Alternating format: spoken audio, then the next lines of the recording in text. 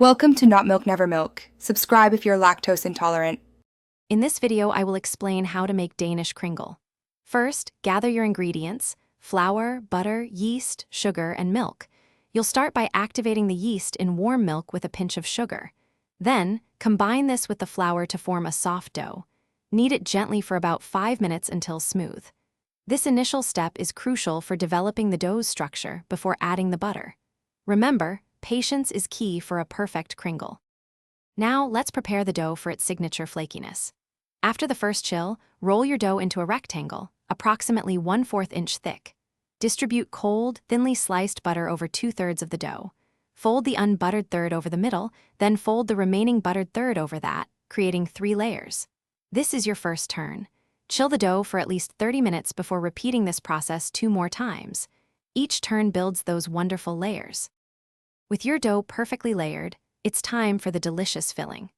A classic choice is an almond paste filling, made by combining almond paste, sugar, and a small amount of egg. Roll your chilled dough into a long rectangle, roughly 12 by 24 inches. Spread your chosen filling evenly down the center third of the dough. Carefully fold one long side over the filling, then fold the other side over to meet it, sealing the edges to form a long, filled log. This creates the characteristic Kringle shape.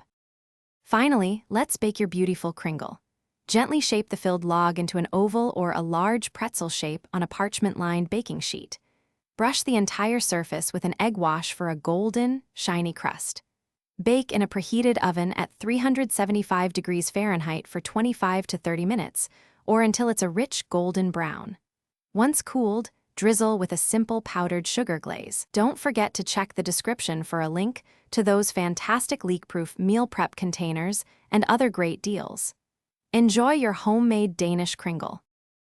Thanks for watching. If this was helpful, leave a like and consider subscribing. See you next time.